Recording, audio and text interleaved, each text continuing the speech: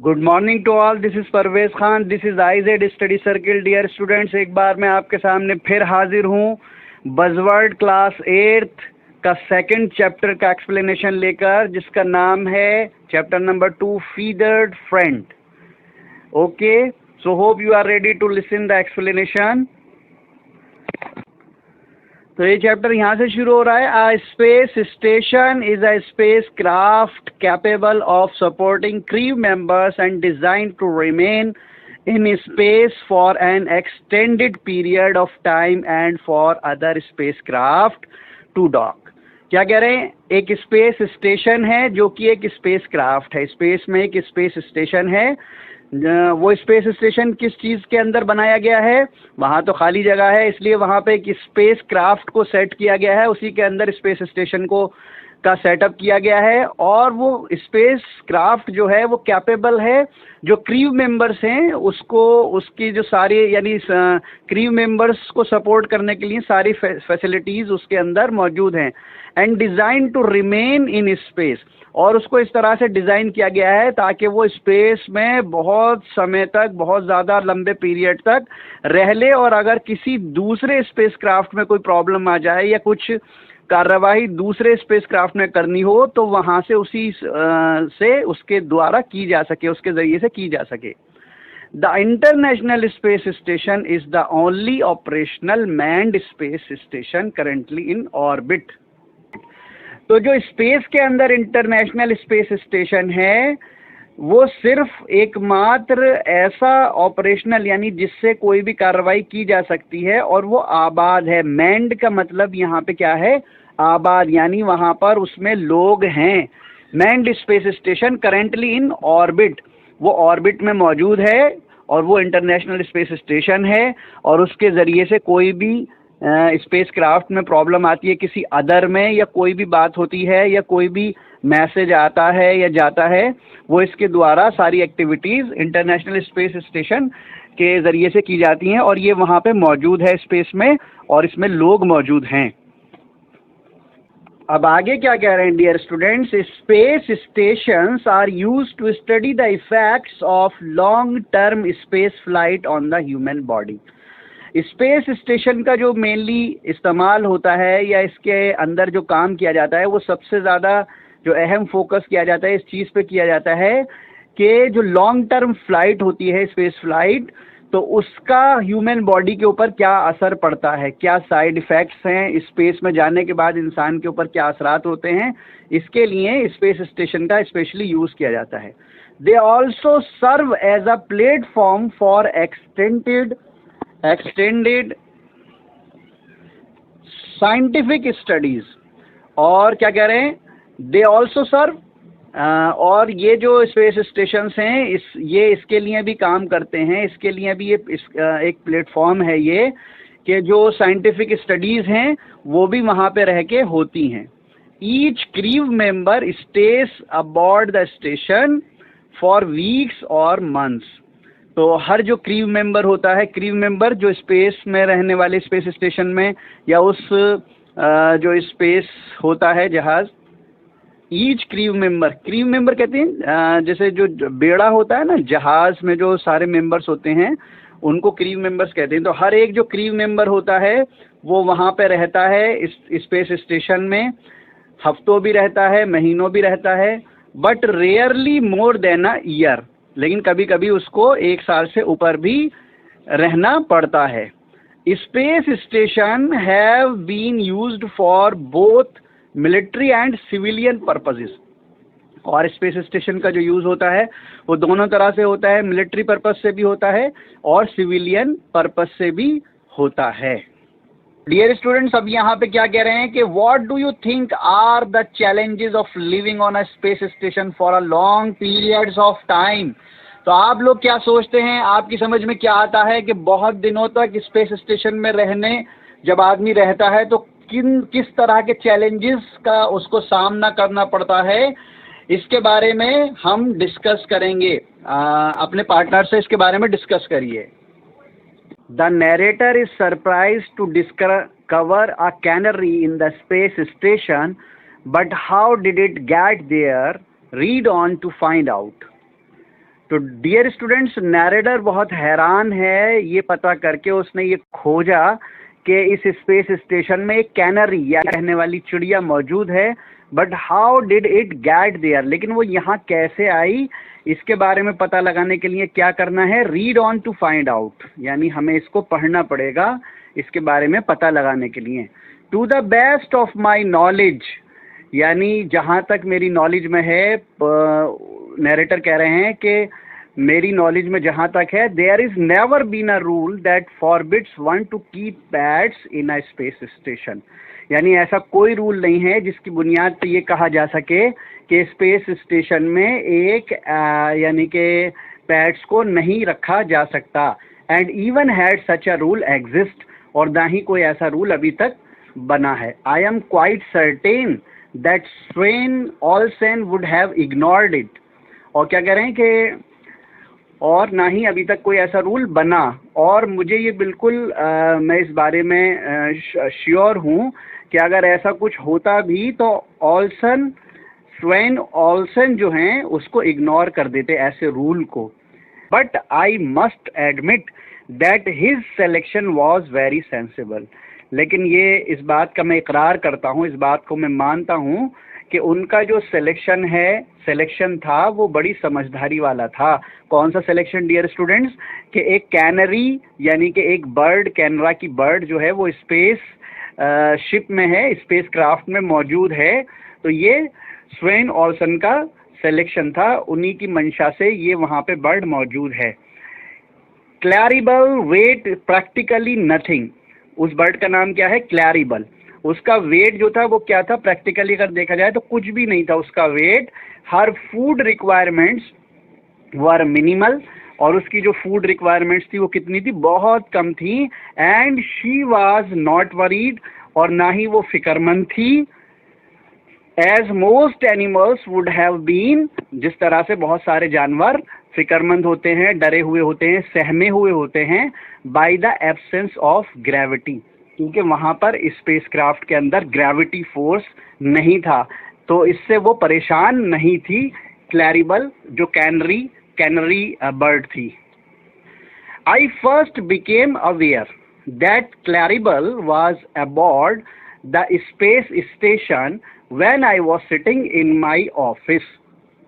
तो क्या कह रहे हैं ये कि सबसे पहले मुझे उस क्लैरिबल के बारे में कब पता चला, जब मैं स्पेस स्टेशन में अपने ऑफिस में बैठा हुआ था, checking through my lists to decide what items we would be running out of next, यानी मैं अपने सारे जो सामान था उन सारे सामानों की लिस्ट को चेक कर रहा था जो कि मुझे आगे काम आने वाले थे या जिनका मुझे इस्तेमाल अभी आगे करना था।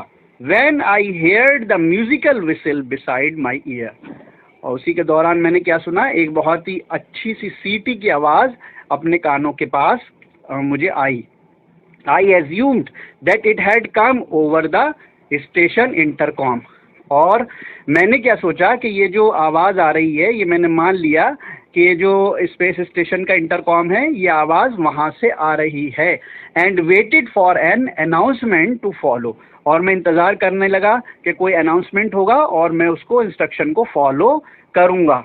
इट डिडंट इंस्टीड, लेकिन ऐसा नहीं था, इसके बजाय क्या था, there was a long and involved pattern of melody that made me look up with such a start. लेकिन इसके बजाय क्या था, वो आवाज़ वहाँ से नहीं आ रही थी, बल्कि वो आवाज़ तो कैनरी बर्ड निकाल रही थी, वहाँ से आ रही थी, और उस आवाज़ ने मुझे ऊपर देखने पे मजबूर कर दिया। It was then that I had my first view of Claribel, ये उस वक्त पहला टाइम था ऐसा जब मैंने उस क्लैरिबल को देखा, उस चिड़िया को देखा। He was a small yellow canary hanging in the air, as motionless as a hummingbird, and with much less effort, for her wings were quietly folded along her sides. वो एक पीली चिड़िया थी और हवा में ऐसे लटकी हुई थी जैसे एक हमिंग बर्ड, यानी डियर स्टूडेंट्स छोटी सी जो चिड़िया होती है वो लटकी रहती है, और बिना किसी मेहनत के उसने अपने पंखों को सिकोड़ लिया था। We started at each other for a minute. Then, before I had quite recovered my wits, she did a curious kind of backward loop no earthbound canary had ever managed and departed with a few leisurely flicks. तो आगे dear students क्या बता रहे हैं ये, हमने एक दूसरे से एक आध मिनट कुछ बात की और मैं अपनी उस दिमागी हालत से जो उस चिड़िया को देखने से मुझे पैदा हो गई थी, विट्स का मतलब दिमागी हालत से अभी बाहर भी नहीं आया था कि उसने एक पीछे की तरफ कलाबाजी खाई। कोई भी ज़मीनी चिड़िया तो इस तरह से नहीं कर सकती थी और वो बहुत आराम से वहाँ से चली गई। It was quite obvious that she had already learned how to operate in the absence of gravity and did not believe in doing unnecessary work. उस चिड़िया ने ये सीखा हुआ था कि ग्रेविटी की एब्सेंस में कैसे काम किया जाता है और ये बेकार के कामों में यकीन या विश्वास नहीं रखती थी। Dear students, Swan did not confess to her ownership for several days, and by that time it no longer mattered because Claribel was a general pet.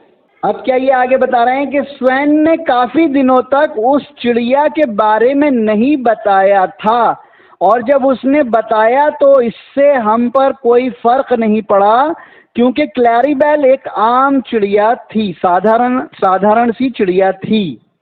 He had smuggled her up on the last ferry from Earth when he came back from leave. Partly he claimed out of sheer scientific curiosity. तो dear students आगे ये बता रहे हैं कि swan ने ये बताया कि जब वो छुट्टी से वापस आया तो उसने उस फेरी या एयरक्राफ्ट, फेरी कहते हैं एयरक्राफ्ट में कैनरी को भी ले लिया। आंशिक रूप से उन्होंने ये दावा किया कि सिर्फ वैज्ञानिक जिज्ञासा और क्यूरियोसिटी की वजह से वो इस चिड़िया को लाए हैं।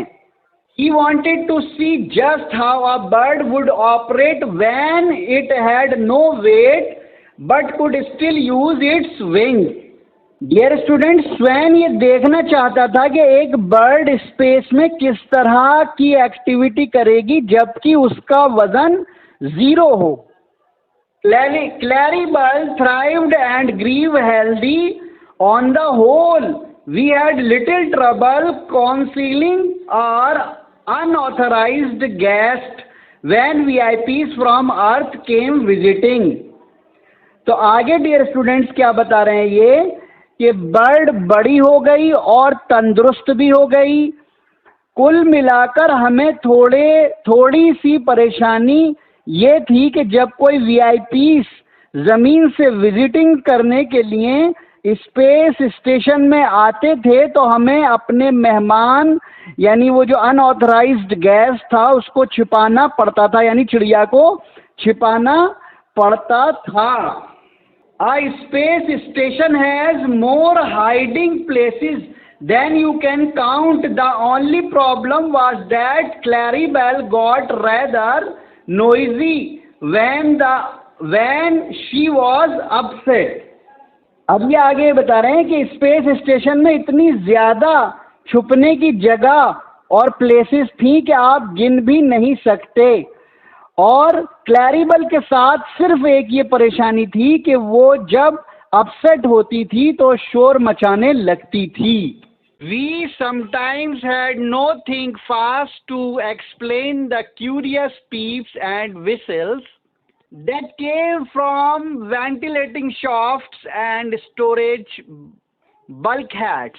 तो डियर स्टूडेंट्स आगे ये क्या बता रहे हैं, हमें कभी कभी बहुत तेज़ी और जल्दी से मेहमानों के सामने उसकी आवाज़ को एक्सप्लेन करना पड़ता था, यानी कि ये बताना पड़ता था कि ये काय की आवाज़ आ रही है।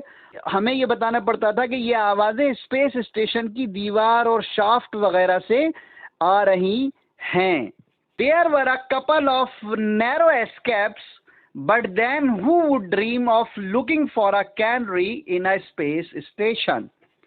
हमारे बचने के बहुत तरीके थे, लेकिन कोई ख्वाब में या सपने में भी नहीं सोच सकता था कि स्पेस स्टेशन में एक बर्ड कैनरी भी हो सकती है या होगी। We were now on 12-hour watches. हम 12 घंटे की ड्यूटी पर थे। Though of course there is no day and night when you are floating in permanent sunlight, it was still convenient to stick to the terms. तो आगे क्या बता रहे हैं कि हम 12 घंटे की ड्यूटी पर थे, हालांकि स्पेस में दिन और रात नहीं होते, क्योंकि वहां आपको परमानेंटली सनलाइट में ही तैरना या रहना पड़ता है।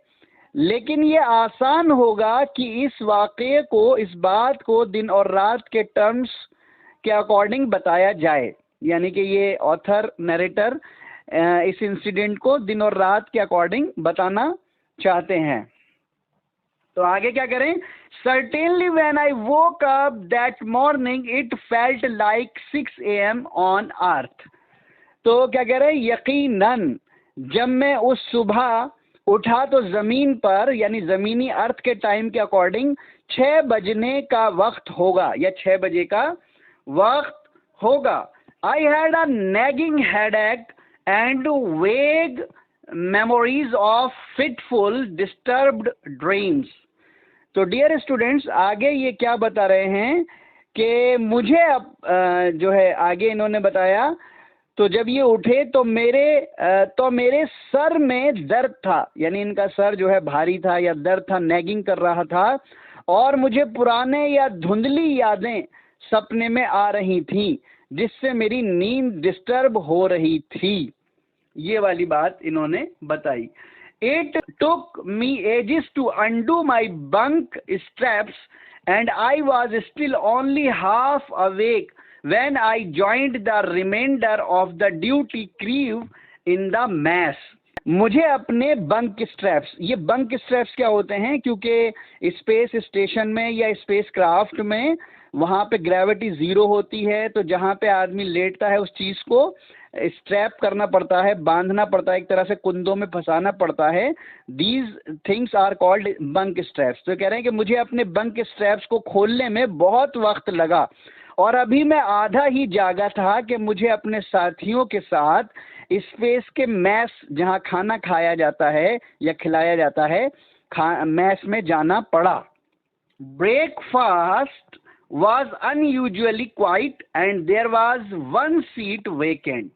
Where is Sven? I asked.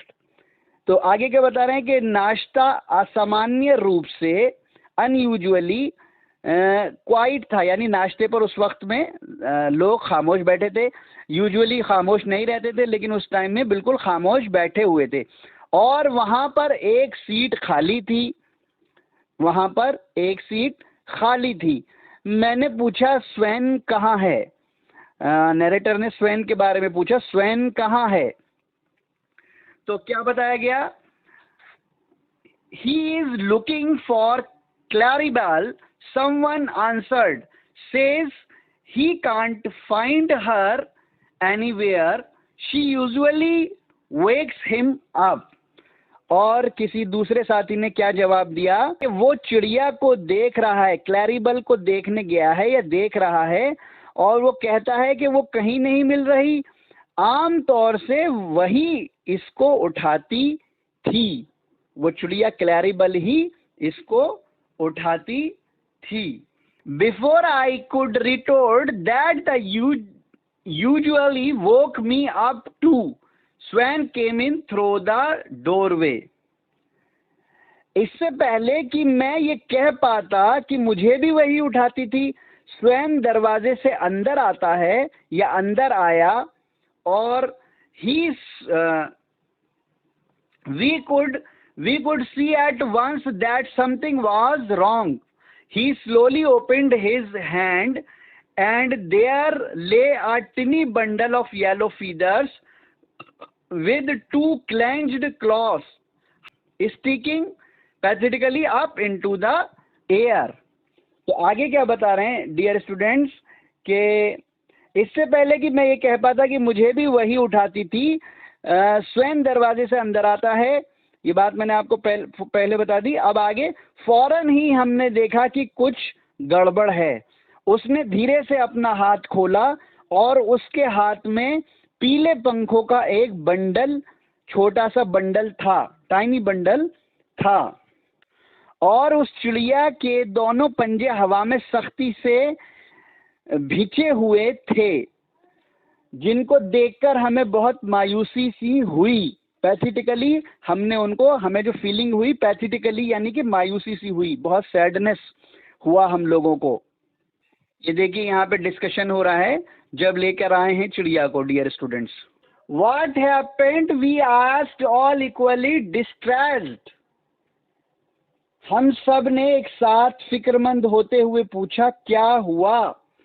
I don't know said Sven mournfully. I just found her like this. स्वेन ने उदासी से कहा मुझे नहीं पता, मुझे नहीं मालूम क्या हुआ, बस मैंने इसको इसी हालत में पाया, यानी चिड़िया को, क्लैरिबल को। We all waited in hushed silence while he held Claribel against his ear in an attempt to detect any heartbeat. तो आगे डियर स्टूडेंट्स क्या कह रहा है, बस यानी आगे ये कह रहा है हम सीरियसली और बहुत खामोशी से इंतजार करने लगे और स्वेन बर्ड को अपने कान से लगाकर उसकी दिल की धड़कन को सुनने की कोशिश करता है या करने लगा। Presently he shook his head, I can't hear anything but that doesn't prove she is dead. I have never listened to a canary's heart, he added rather apologetically. तो आगे क्या बताया उसने, वो अपना सर हिलाते हुए कहता है कि मुझे तो कुछ सुनाई नहीं देता, लेकिन इससे ये साबित और प्रूव नहीं होता कि ये मर चुकी है। और वो बड़े माफी भरे अंदाज में कहता है कि मैंने कभी भी किसी कैनरी के दिल की आवाज, हार्ट बीट को सुना नहीं है। Give her a shot of oxygen suggested somebody pointing to the green banded emergency cylinder beside the door. अब डियर स्टूडेंट्स उनमें से कोई सजेस्ट करता है या सुझाव देता है कि इसको ऑक्सीजन देना चाहिए, ऑक्सीजन का शॉट देना चाहिए, फौरन ऑक्सीजन देना चाहिए। और वो एक ग्रीन बैंडेड इमरजेंसी जो सिलेंडर रखा हुआ है उसकी तरफ इशारा करते हुए ये बात कहता है।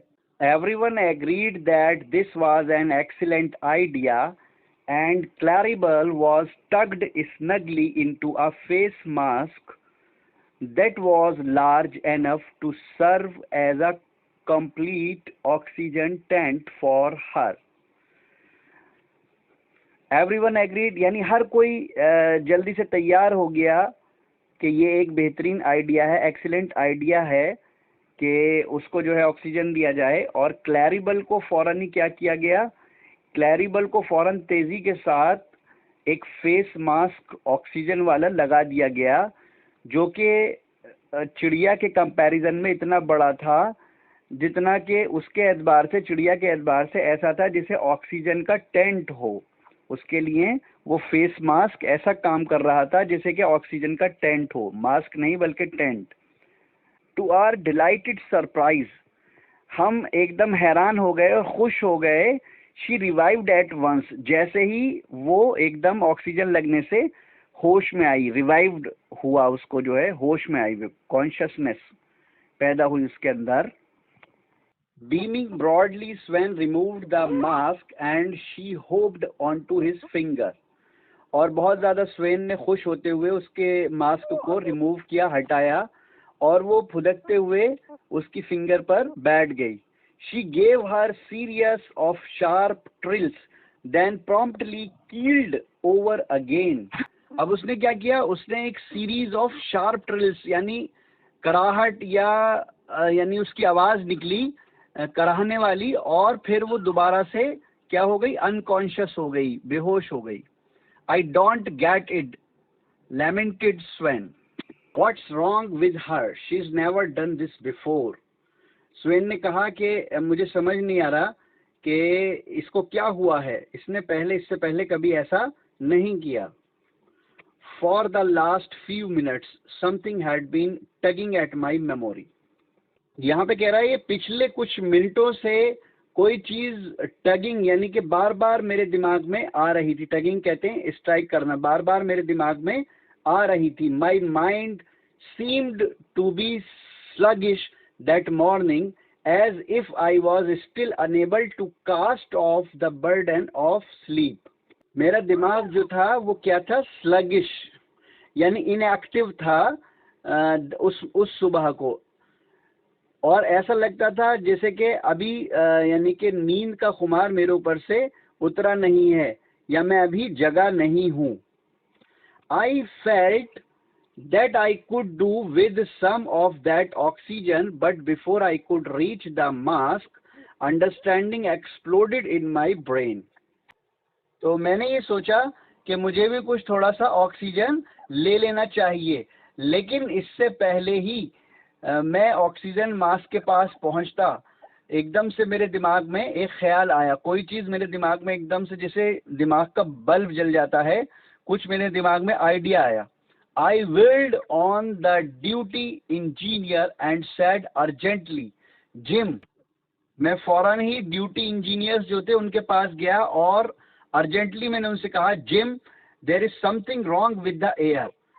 मैंने उनसे क्या कहा कि हवा में कोई प्रॉब्लम है. That's why Claribel's passed out. इसीलिए कैनरी बेहोश हो गई थी.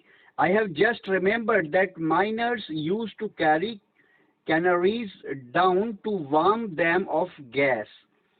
यानी कि मुझे अब याद आया, मुझे याद है कि जो माइनर्स कानों में काम करने वाले लोग जो होते थे, वो कैनरीज को नीचे अपने साथ लेके जाते थे, इस बात का पता लगाने के लिए कि अगर वहां पे ऑक्सीजन नहीं है तो वहां जाके कैनरीज बेहोश हो जाती थी. Nonsense, said gym. The alarms would have gone off. We have got duplicate circuits operating independently. तो जिम ने क्या कहा कि हमारे पास तो इतने सारे अलार्म है, अगर गैस में कोई प्रॉब्लम होती ऑक्सीजन में तो वो बच जाते, और हमारे पास बहुत सारे डुप्लीकेट सर्किट्स हैं जो कि इंडिपेंडेंटली ऑपरेट कर रहे हैं, तो उसके ज़रिए से हमें इसका पता चल जाता. और the second alarm circuit is not connected up yet, his assistant reminded him.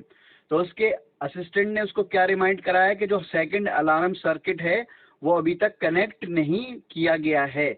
That shook Jim. एकदम से क्या हुआ, जिम को झटका लगा. He left without a word.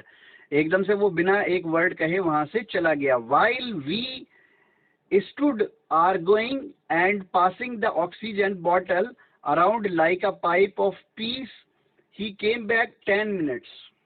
वो तो चला गया, जिम तो चला गया, लेकिन हम लोग वहां पे खड़े हुए एक दूसरे से बहस कर रहे थे, बातचीत कर रहे थे, बहस कर रहे थे, और एक दूसरे को ऑक्सीजन का पाइप पास कर रहे थे. He came back 10 minutes later with a sheepish expression.